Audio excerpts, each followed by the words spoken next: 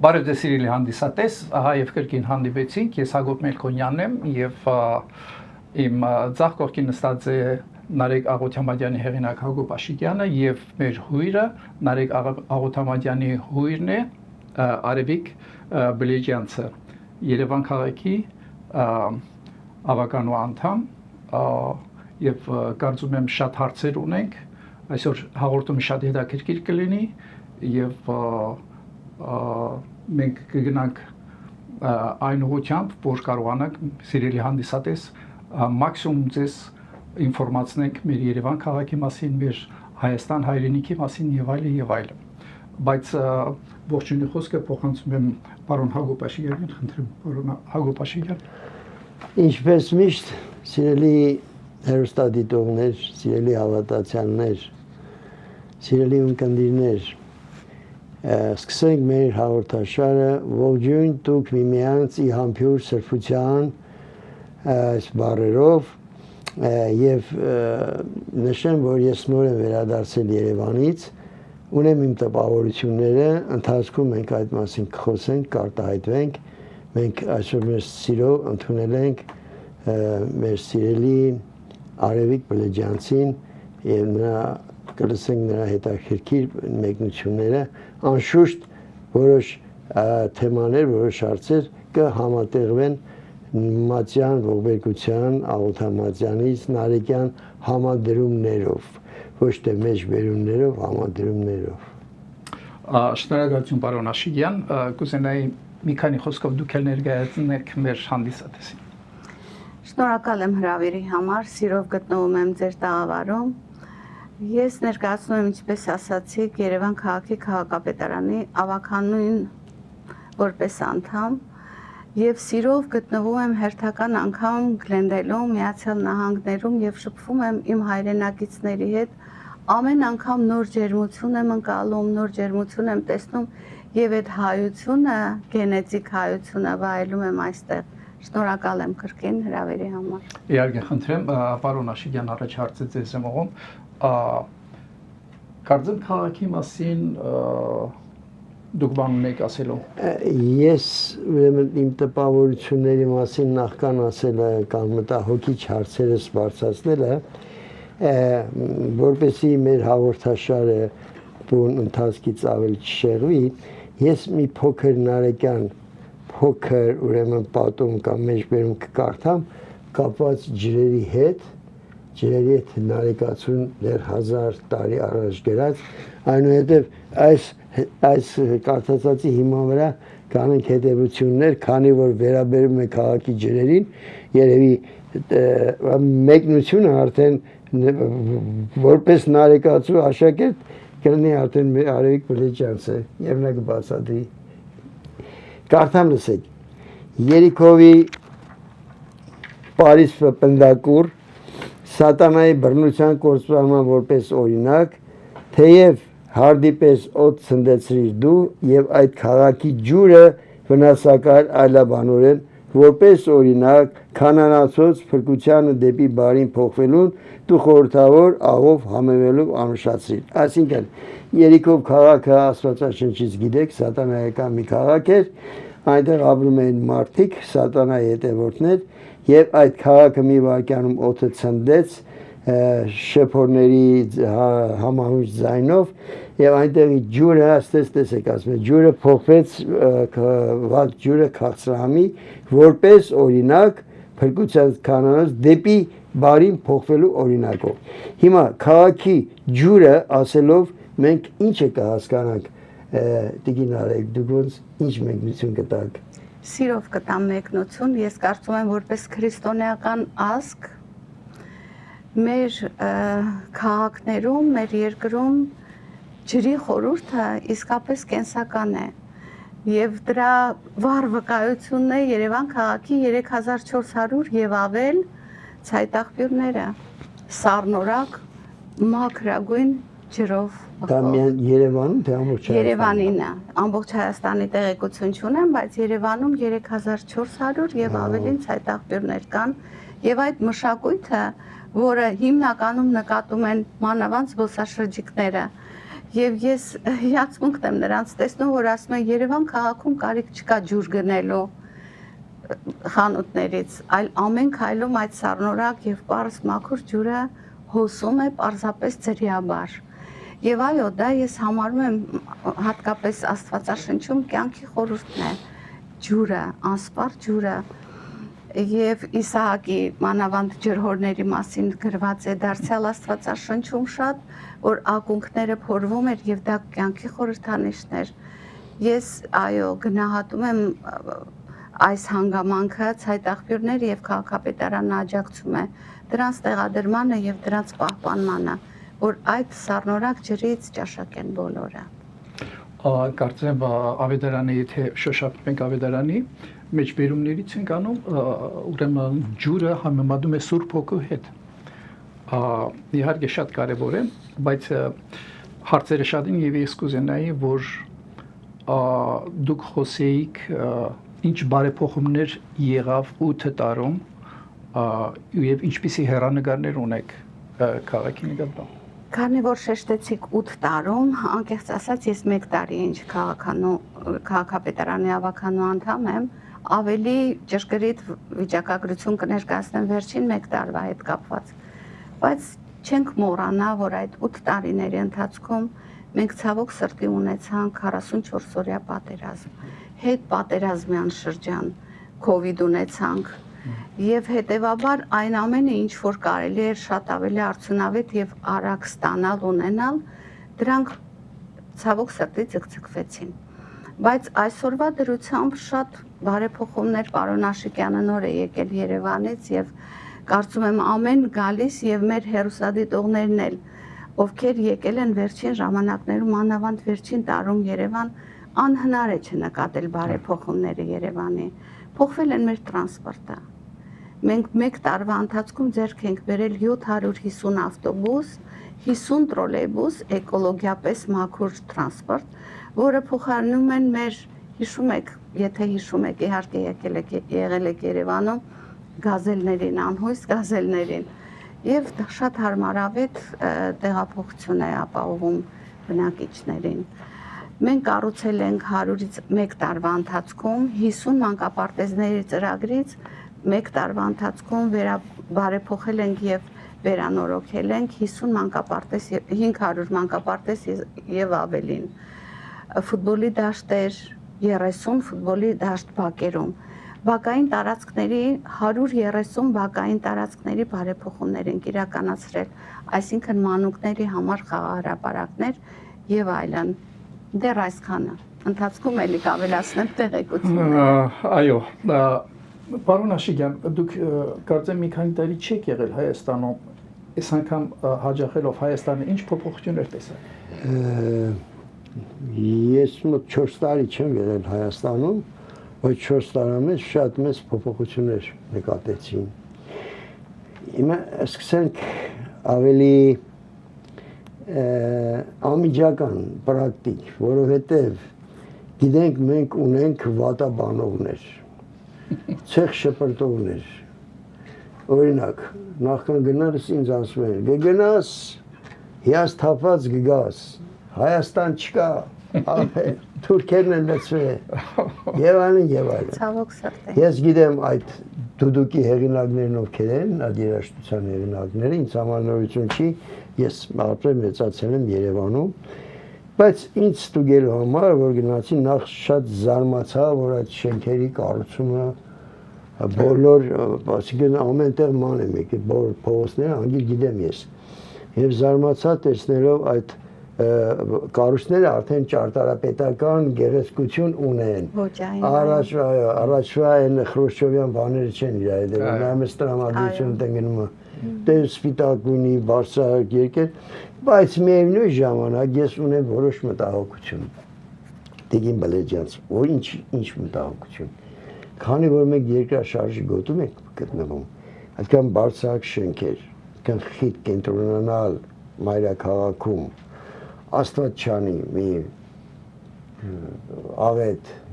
բնական կամ հարձակում թշնամիներ ունենք։ Բացի դա, ուրեմն ամեն մի ընտանիք, ովքեր այդ շենքերը գնում են, ասում են, որ շենքերը գնում են Եվ նույնիսկ բանը հերթեր են, որ ուզես չես կարող առնել ու գնում աշինարար։ Դեռ հիմքը չգծած շենքը ծախած է։ Այս բոլորը յուրաքանչյուր էվոսնի մի հատ մեքենա կունենան։ Մեր Երևանի փողոցները նեղ են, խցանումները շատ են։ Հիմա այսօր գնացի, ուրեմն Կիևյան կամուրջը վերանորոգում էր, ասենք խցանումները ավելի շատացել է։ Այսինքն ինձ որպես Երևանի բնակիչ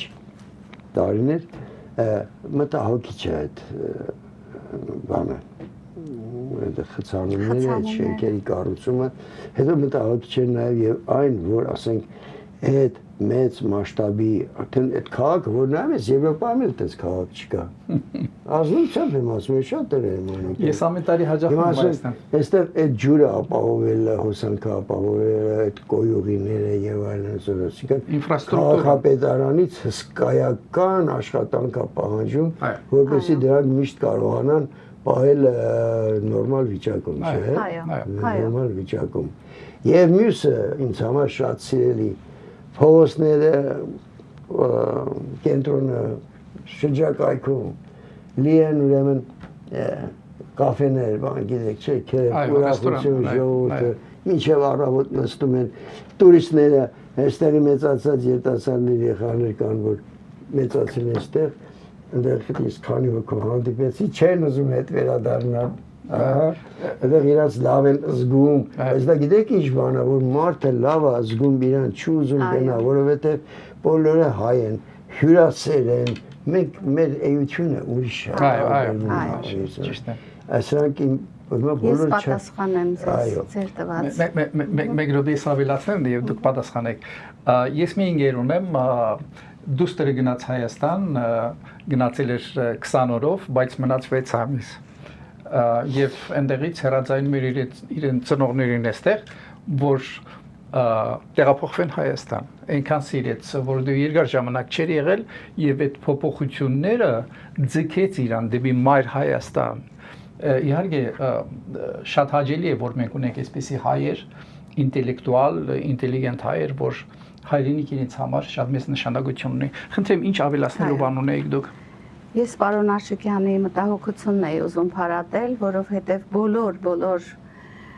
կոմիսիաները, այսպես ասած, ստուգումները անցնում են, մանավանդ սեյսմիկ զննումները պարտադիր անցնում են, եւ մի մոռացեք, որ Ճապոնիայից, Տոկիոյից ավելի սեյսմիկ գոտի այս երկրագնդի վրա շատ չկա, բայց նրանց երկնաքերերը բավականին շատ են եւ ապահով են։ Մեր ճարտարագիտությունն էլ, այո, քաղաքապետարանը հետևում է, որպեսզի պահպանվեն բոլոր չափանիշները եւ դրանք վստահորեն այսօր ապահով են։ Ինչ վերաբերում է ձեր թեման, ինձ համար շատ հոգեհարազատ թեմա է, որ շատերն են ուզում այսօր։ Իմիջիալուց նշեմ, որ 6 ամիսների ընթացքում այս տարի Հայաստան եկել են 1 միլիոն զբոսաշրջիկներ, դա Հայաստանի համար բավականին մեծ թիվ է, երբ որ համեմատում ենք նախորդ տարիների հետ, զբոսաշրջիկներ են գալիս, մեր հայրենակիցներն են գալիս տարբեր երկրներից եւ այո, այդ արձագանքը մենք բազմիցս ստանում ենք, որ շատ տաքացել է։ Ես ասեմ ձեզ, ուրեմն դարձյալ քաղաքապետարանի աշխատանքներից նշեմ, մշակութային առումով շատ հետաքրքիր միջոցառումներ է կազմակերպում քաղաքապետարանը, դրանք, որ ինձ պարզապես հոգեհարազատ են, շատ եւ ուրախացնող, ամիսը մեկ անգամ վերջին ուրբաթ օրը Երևան քաղաքը պարում է։ Գուցե տեսած կլինեք այդ կադրերը, շուրջ պար են պարում։ Վերջին ուրբաթ օրը ամբողջ Երևանը դուրս է գալիս, կենտրոնական հրապարակներ, կենտրոնական փողոցներ, որտեղ պարուսույցներ կան, բարձրաձայն երաժշտությունն է հնչում եւ ժողովուրդը մեկ դարձած շուրջ պար է պարում։ Կներեք, այս վերջի անգամ պարեցին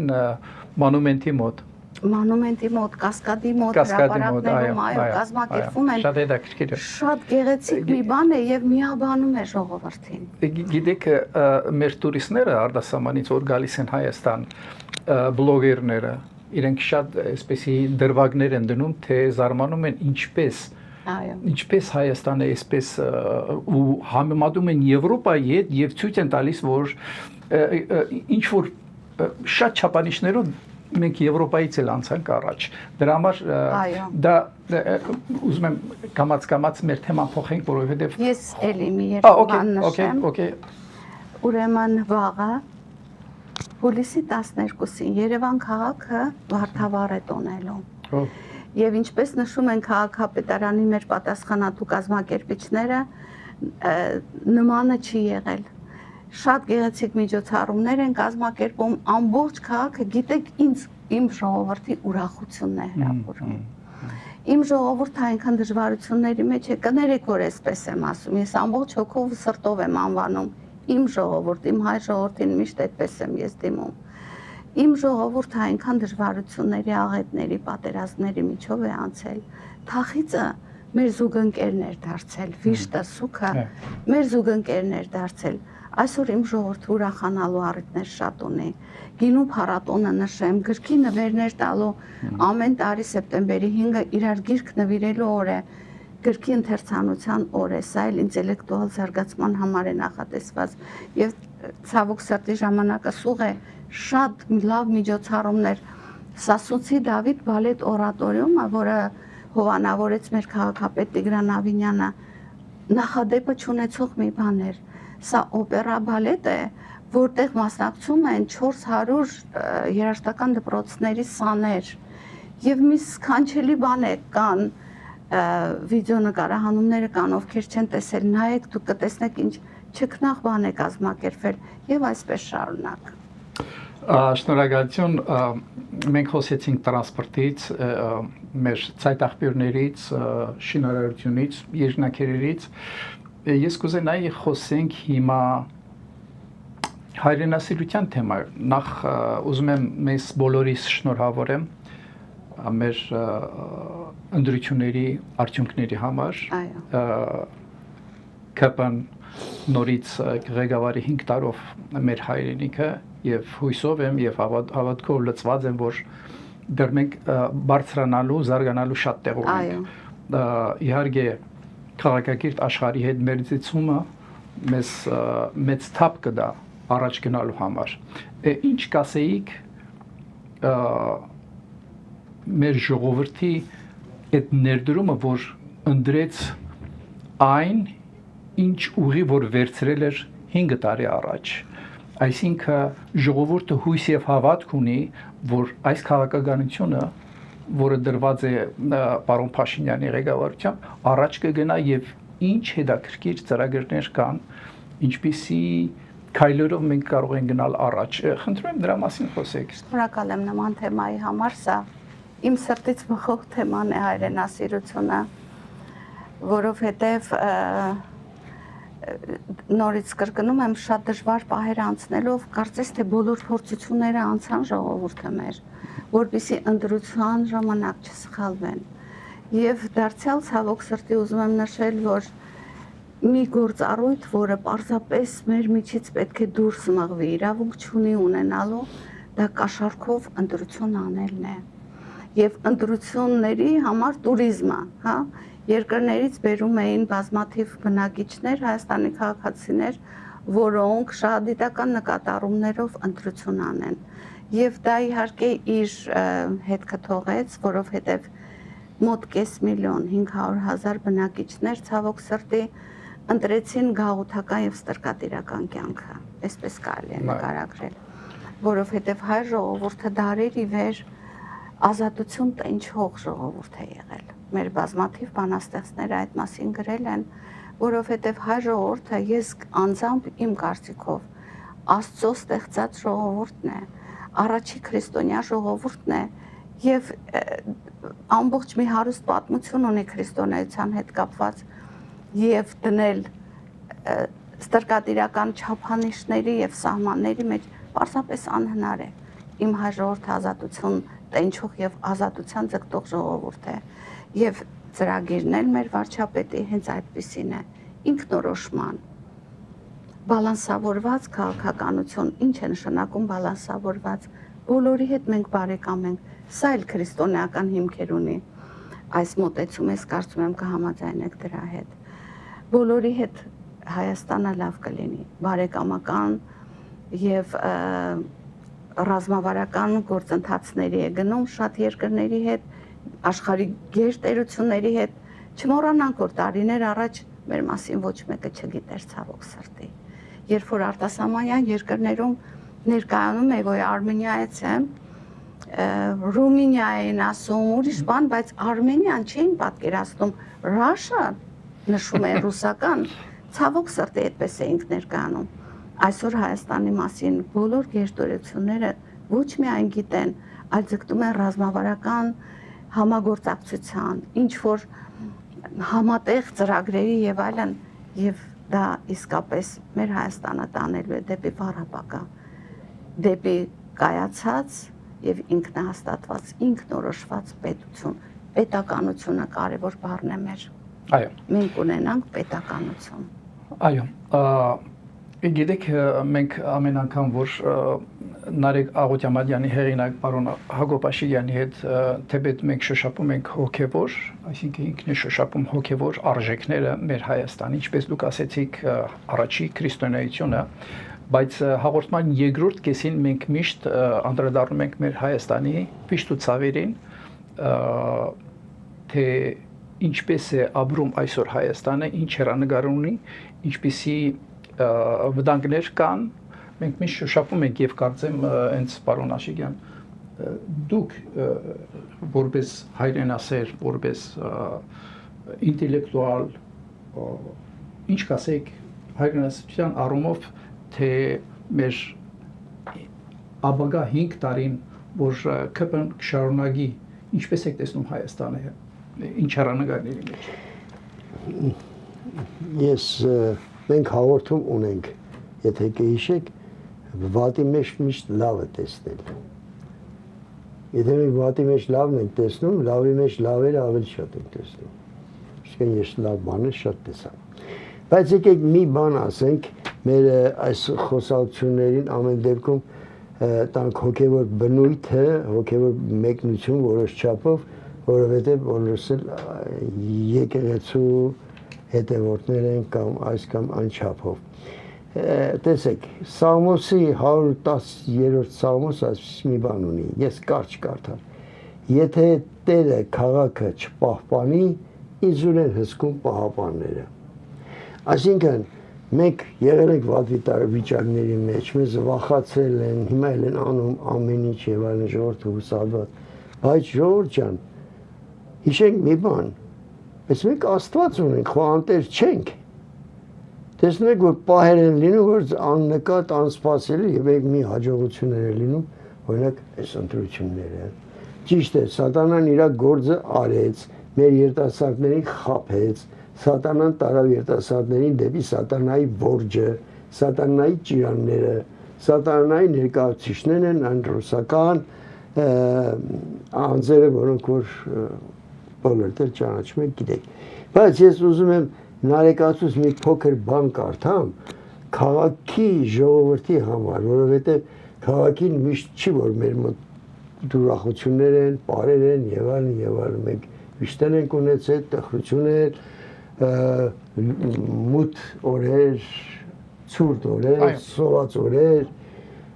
հերթեր եւ այլն չի շփվում բոլորը մեկ, բայց երբեք չպետք է մենք մեր հույսը կոդրենք, կորցնենք եւ մոռանանք Աստծո գոյությունը։ Հիմա տեսեք, ինչ է ասում նարեկացին, Աստծո կարողությունները օգտագործել որպես Աստծո կարողությունները հաշվի առնել քաղաքաշինության գործում, քաղաքում ապրում ենք, մենք եթարկում ենք, չէ, հուսահատությունների, վհատում ենք, ինչ են ասում, ստրես, ոնց է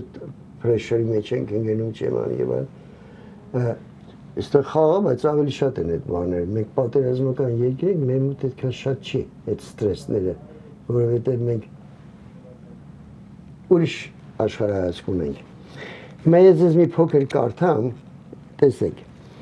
նարեկացու մատյան ողբերգությունից սա ՑԲ գլուխն է։ Տեսեք, ասում են, եւ արյամ ներկված մարդկանց դու կդարձնես գերմի պես մաքուր ըստ Եսայի եւ Զաքարիայի։ Այսինքն արյամ ներկված մարդկանց, այսինքն մարդիկ, որոնք արուն են թափել քաղաքում։ Մենք գիտենք դրանց, չէ՞։ Մարտի 1, 27 եւ այլն չեմ ուզում։ Ուրիշ ձևել կա միայն սա կարդամ անգամ։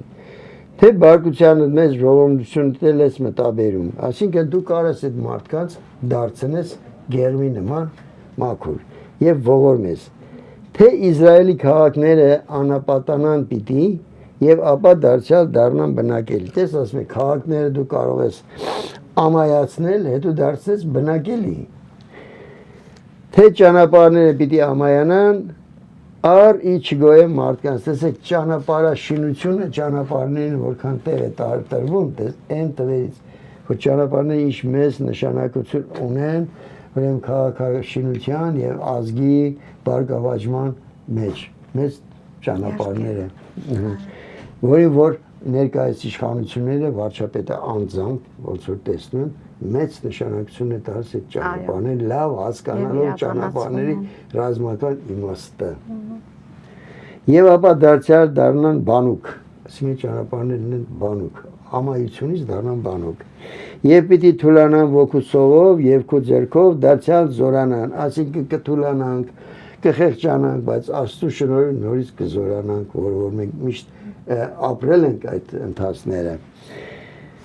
թե Աստված զայրագին իր տեղը պիտի գնա եւ պիտի դառնա դարձյալ ողորմությամբ Աստծո զայրույթին եք արժանանալու որովհետեւ ինչին եք երբ կարժանանանք Աստծո զայրույթին ավելի շատ երբ որ Աստծո նվիրյանները Աստծո պաշտոնյաները որ շեղում են իրենց պարտականություններից կթողնեն նա մեզ բայց կների կսաստի թեև ու կսպառնա բայց եւ կրկին կպաշտպանի եւ միջև խռովահույս այս սիրտը նրա կշարժվի գութեն իր խնդրանքների այսինքն որքան էլ մենք ընկնենք նեղ վիճակների վատ վիճակների հոգեկան վիճակ ֆիզիկական ցավերը եւ վիճակները տանել են բայց հոգեվոր ուրեմն ընկճախտը եւ այլն մի քիչ դժվար է դրանք վերականգնելը այսինքն իմանանք որ Աստված մեր հետ է Աստծո գուտն ու խնամքը մեր հետ է այսինքն մենք միայն մեր վրա մեր հույսերը աշխուժ մեր վրա պետք է դնենք բայց Աստծո գոյությունը Աստծո ներկայությունը մեր կյանքում չպետք է մոռանանք եւ երբեք մեր շնորհները կամ մեր գիտելիքներն ինչ որ մենք անում ենք չվերագրենք մեր անձին մենք Աստծո տված շնորհն են իսկ հայրենասիրություն հայ երբեմն խոսում են հայրենիք հայրենասիրություն ինքնորոշում նամանավանդ նրանք որոնք կապ չունեն չէ անցյալ բանի մենք Քոչարյանի պատասխանեցի չէ դու խոսում ես ինքնությունից հայրենիքից հայրենիք չունես ինքնություն չունես որտեղ ինքնությունը բաղադրիչներ ունի լեզու չգիտես կրոն չգիտես եւ այլն այսինքն եւ հայրենասիրության մեջ մենք միշտ էլ Աստծո զորությունն ու Աստծո աջակցությունը միշտ մեր հետ է լինելու որովհետեւ Հայաստան աշխարհը երկերի մեջ էլ կա Աստվածաշնչում էլ կա երկիր դրախտավայր նա չի թողելու մեզ մնանք մենակ հիմա մենք հաղթում ենք բայց մեր հաղթանակը ուզում են մեր ձեռքից խլել դե չսկսած մենք կամաց հաղթում ենք Ես կհավելեմ ձեր թեման, պարոն Աշեգյան։ Այո։ Թույլ տվեք պարոն Աշեգյանի ասածը ամբողջովին ասեմ մեկ նախադասությունով։ Ավետարան ասում է վայ նրան ով որ հույսը դնում է մարդու վրա։ Դուք ճիշտ ասեցիք, ճիշտ նկատեցիք, որ առաջնահերթ Աստված մնացածը կավելացվի։ Ես ուզում եմ բաներ Շիրազի խոսքերով ասեմ, իմ սուրբ հայրենիք։ Դու սրտիս մեջ ես, ոչ լեզվի վրա։ Եվ եթե մարդը մոտենում է իր հայրենիքին այսպես, որպես սրբություն, այդ հայրենիքը կայանում է։ Գիտեք, հայրենիքը հողատարածք չի։ Հայրենիքը մի հոգևոր արժեք է, որը իմ սրտի մեջ է, քո սրտի մեջ է։ Բոլորի սրտի մեջ են, ովքեր համարում են իրենց հայ։ Գիտեք, ազգանվան վերջավորությունը յանով ավարտվող դեռ չի խոսում մեր իսկության մասին, մեր ազգության մասին, առավել եւս հայրենասիրության մասին, այլ հայրենիքը իմ սրտի մեջ բնակվողն է։ Եվ դա մեզ այո իվերուստ է տրված, Աստծուց է տրված։ Նաեւ կուզեմ Աստվածաշնչից մի հատված հիշենք Նեհեմիայի պատմությունը, երբ գերության մեջ էին, Նեհեմիայի սրտի մեջ կարոտ արթնացավ դեպի իր հայրենիքը Իհարկե իրենց հայրենիքը այդ ժամանակ ավերված էր, գերեվարված էին ժողովուրդը, բայց Աստծուց է առաջանում այդ սերը դեպի հայրենիք։ Եվ ես հիմա որ տեսնում եմ հայրենիքիս մեջ պարակտություն եմ տեսնում, որովհետև դարեր շարունակ իմ հայրենիքը թշնամին չի կարողացել գրավի, եթե չբաժանի, բաժանեն, որ տիրեմ հայ, այսպիսի արտահայտություն կա։ Եվ իմ խոսքը ուզում եմ մեր հեռուստադիտողին ուղղեմ, մեզանից է կախված, ինձանից և բոլորից է կախված։ Պետք է պարզապես ինչ-որ տարբերություններ չընդհանրացնել։ Մենք կարող ենք տարբեր քաղաքական հայացքներ ունենալ, մենք կարող ենք տարբեր մոտեցումներ և տեսակետներ ունենալ տարբեր հարցերի, բայց տարաձայնությունները մեկտեղ թողած, մենք մեր հայրենիքը պետք է սիրենք և որպես սրբություն անկալենք ու վերաբերվենք։ Մինակ ասեի ամեն։ Մի հարց ունեմ մեր պարլամենտի մասին, պարլամենտարիզմի մասին։ Ինչպես գիտենք, որ օգոստոսի 2-ից մեր պարլամենտը կանցնի աշխատանքի և ԿՊ-ն բացարձակ մեծամասնություն չունի։ Սահմանադրական չունի։ Այո, սահմանադրական չունի։ Ինչ է կարծում կշարունակվի անցած պարլամենտի այդ վարյակ ընդդիմությունը, որ ամեն ինչի ձեռքի բռունցքների էր վերածում և շիշ շպրդելով էր վերածում ամեն ինչը։ Ցավոք սրտի։ Ինչպես եք տեսնում այդ աշխատանքը ևս 5 տարի այդ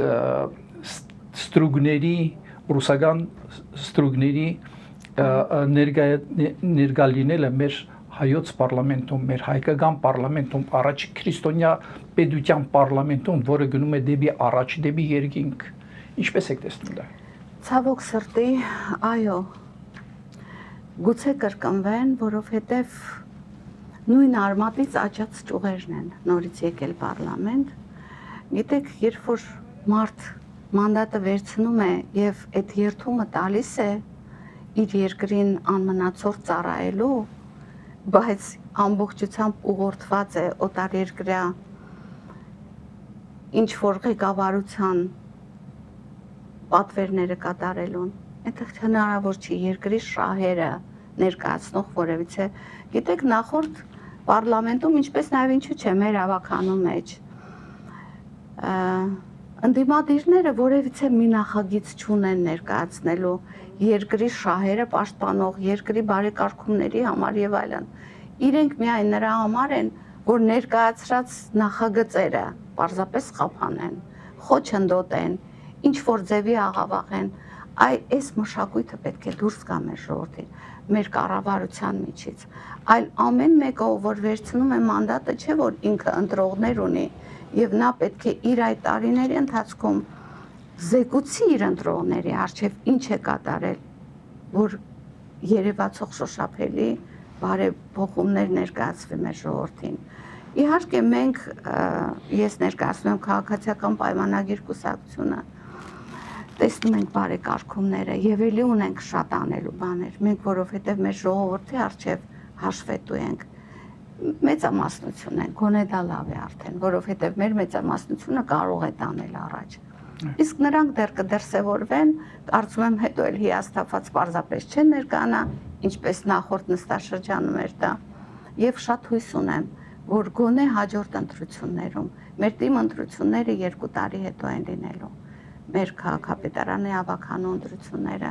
սիրելի իմ ժողովուրդ, խնդրում եմ, ընտրեք կյանքը, ընտրեք ապրելը, բարեկեցությունը, ոչ թե ստրկությունը, ոչ թե սահմանափակ ուղղորդումը ուրիշներից եւ ձեր ընտրություններից է շատ բան կախված, ոչ մի գումար չարժի մեր սերունդների ապագան, ոչ մի գումար եւ շատ հույս ունեմ, որ հաջորդ ընտրությունները կլինեն արդար, կլինեն ավելի ժողովրդավար։ Շատ շնորհակալություն, գիտեք, ձեր բառերի մեջ, ձեր նախադասությունների մեջ ես տեսնում եմ շատ մեծ հայրենասիրություն, մեծ սիրտ դեպի հայ ժողովրդի նկատմամբ ես ինչքան գիտեմ Երևան քաղաքը պատրաստում է նոր մետրոյի կայան պատրաստել Այո, Աջափնյակի Աջափնյակի չեք մի երկու խոսքով կարճ Այո, ուրեմն Աջափնյակի կայանը շատ վաղուց էր, ինչպես գիտեք, խոսվում էր, վերլուծվում էր եւ այլն, մենք հիմա արդեն ունենք ամբողջական ավարտված նախագիծը։ Պարզապես բարդությունների հետ է կապված տարբեր ոլորտների, այսօր չեմ ուզում շոշափել դրանք, թե բյուջեի հետ է կապված, թե այն ընկերության, որը տենդեր կշահի եւ այլն, բայց մենք արդեն ունենք նախագիծը ամբողջությամբ ավարտված եւ հետագա քայլերը այս 26 թվականին պետք է կատարենք, այսինքն մենք կառուցապատող արդեն կունենանք, որը կշարունակի կառուցապատումը այդ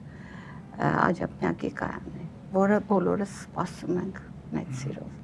Ավելացնեմ, որ Հրազդան կիրճը, գիտեք բոլորդ, Հրազդան կիրճը հիմա վերանորոգվում է եւ հանգստի եւ սպորտի առողջության կենտրոն է լինելու ինքը։ Շատ գեղեցիկ բարեկարգումներ են կատարվում, մաքրվում է ջուրը, ընդերքը տիղմից ազատվում է, որպեսզի ժողովուրդը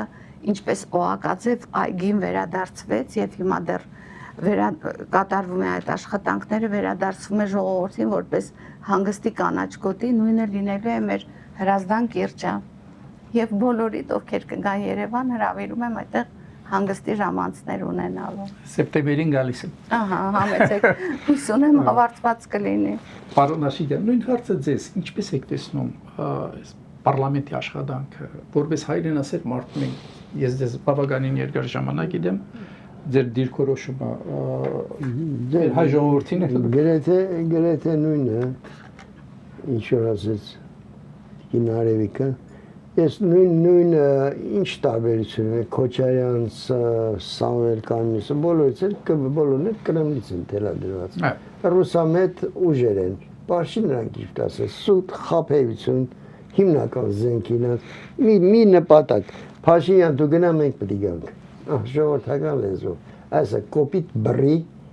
վայրենի, կագեբեական սիստեմներով, վախացնելով, ծերներս տիակ սպանեն, էլ կաշար, ամեն ինչ էլ կանեն, բայց կարծում եմ, որ այս անգամ արդեն ժողովուրդը չի ների վարչապետին, եթե իրագործը խոստացած խոստումները, մուրճը, մանգաղը, չակուջը չգիտեմ, չկիրառի։ Եթե չէ, Երևան քաղաքը կկործնենք, գնանք էլի կաշառքում կգրավեն։ Այդ կաշառքի դիմացը պետք է առնել, դա արդարացում չի։ Մարդը ասեց իմ ձևով անում եմ, իր ձևով արեց, եկավ մտավ այս ժամանակ 200,000 էին, հիմա դարձան 500,000։ Սա ներելի չի, դի թույլ չտրվեր սա։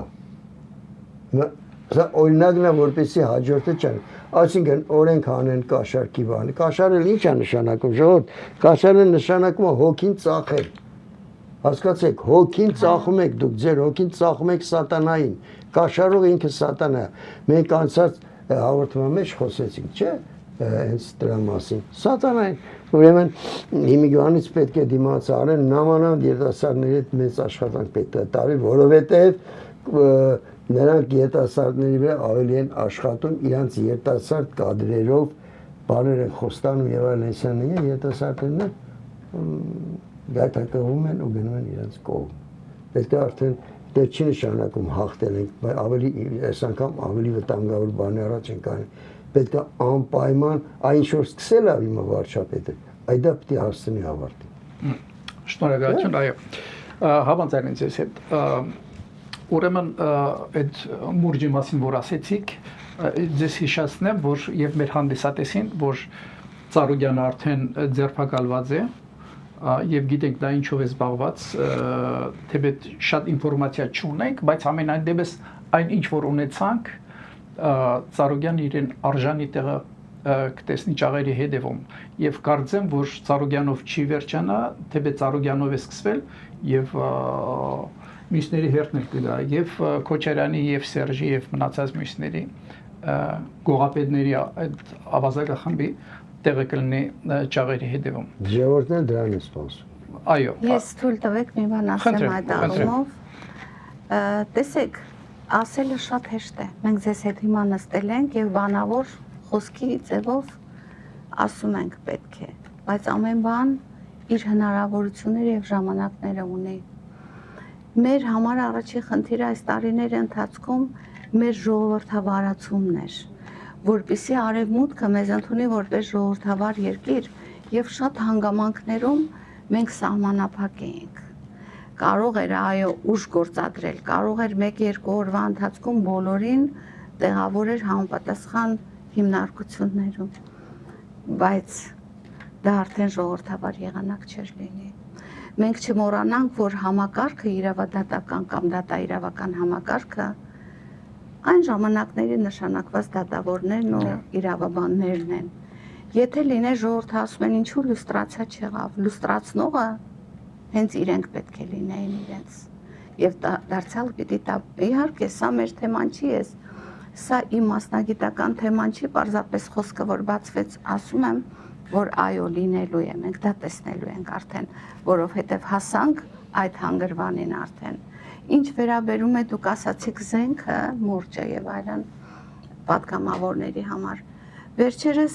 Ռոբերտ Քոչարյանն ասաց մենք մանդատը կվերցնենք, որովհետև դա զենք է մեր ձեռքում։ Ես ուզում եմ ասեմ պարոն Նայք, մանդատը զենք չի կարող լինել։ Մանդատը ավելի պարտավորեցնող է, ավելի հաշվետվություն պահանջող է բնակիչների առաջ, ավելի ծառայող դիրք է տալիս մանդատը կրողին, քան զենք։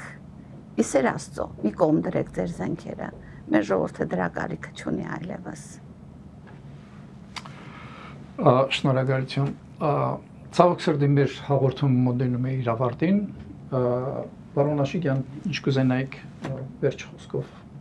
դիմել մեր հանդիսատեսին։ Մեր հանդիսատեսին ինչ որ ձեռք ենք բերել, ամենակարևորը դա պահպանենք փոխադարձ սեր ու հարգանքով միմյանց հանդեպ, բացատրելով, հասկացնելով, այո, սերը պետք է հաղթի, սերն է հաղթողը, փնովողներին եւ այլն, նրանք ովքեր որ քար են գցում մեր ճանապարհին, պետք է աղմուկով, բիրտ ուժով արդեն սիրով կամաց հասկացնել ու հարթել մեր ճանապարհը լռությամբ, առանց մեծ խոսքերի, առանց մեծ պահանջների, երբեմն չտրվել գայթակղությունների, Աստծու կամքով, Աստծուն աղոթելով, եկեղեցու Աստվածաշունչ հոգևոր կյանքը ապրելով գնանք առաջ։ Հուսով եմ, որ մեր մոտ ամեն ինչ լավ է լինելու։ Մի քանի տարի հետո, սիրելի ժողովուրդ, կտեսնեք Հայաստանի զարգացումը, կտեսնեք Հայաստանի ուժը։ Հիմա մեզ անօթի ջրի պես անհրաժեշտ է խաղաղություն, որը վարչապետը մեծ վարպետությամբ այդ տեղը վերցրել եւ կատարում է։ Դա համար շատ շնորհակալ եմ, նաեւ շատ շնորհակալ եմ Տիկին Արևիկ ձեզ, որ հարգեցիք, այցի եկաք, մեզ մեկնություններ, որոշ բացատրություններ տվեցիք, ի վերջո մեր կոպիտ բնավորությունը կինը պետք է հաղթի բանը, չէ՞ սենց։ Դուք հավելացնելու բան ունեք։ Այո, անշուշտ։ Ես իմ Սփյուռքի հայրենակիցներին եմ ուզում խոսքս ուղղել։ Սիրելի հայրենակիցներ, դուք հնարավոր չէ նկատած չլինեք Հայաստանի որպես պետություն, պետականություն, ինքնաբավությունը, ինչ առումով։ Սրանից 8 տարի եւ այլն առաջ Հայաստանը իրականացնում էր դրամահավաք եւ ընդհանրապես Սփյուռքի ժողովուրդը որպես պարտք գումարային օգնություն պարզապես արդեն ես կարծում եմ տեղ ու հնարավորություն չունեին, բայց պարտավորված էին զգում անել, բայցում։